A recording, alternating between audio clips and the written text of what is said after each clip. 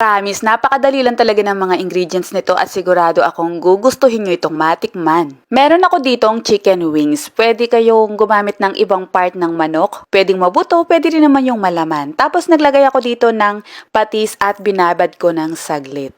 Matapos ang mga 10 minutes na pagkakababad sa patis, ay pinirito ko ito hanggang sa maging golden brown.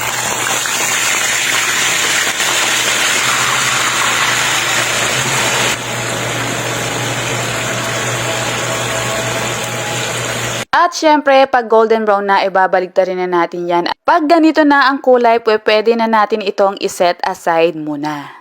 Grabe talaga, no? Kapag chicken talaga yung fino-fry, napakabango. Alam mo, yung gusto mo na talagang kumagat. At sa amin talaga, minsan hindi na rin tumatagal dahil nagpiprito ka pa lang. May pumapapak na. Sinong relate sa inyo, di ba? At itong mantika ay isi-save dahil pwede pa itong magamit sa mga susunod na pagpiprito. Nung tinanggal ko na itong mantika, ay naglagay na rin ako dito ng butter para ma-dissolve. Tapos naglagay ako dito ng minced garlic. Siguro mga 6 to 8 cloves of garlic ito. Bahala na kayo kung gaano karami ang gusto nyo. Kung gusto nyo mas garlicky, yon, damihan nyo. Patuloy lang itong haluin hanggang sa maluto ang ating garlic, pero huwag na huwag hahayaan itong masunog para hindi mapait. Gumamit din ako dito ng sweet chili sauce. Sa mga hindi aware kung saan po mabibili ito, sa mga grocery store meron ito katabi po ng mga ketchup. So naglagay na ako dito, tansyahin nyo na lang kasi depende naman ito sa dami ng chicken ninyo at sa panlasa ninyo. Next ay inilagay ko na dito ang mga piniritong chicken.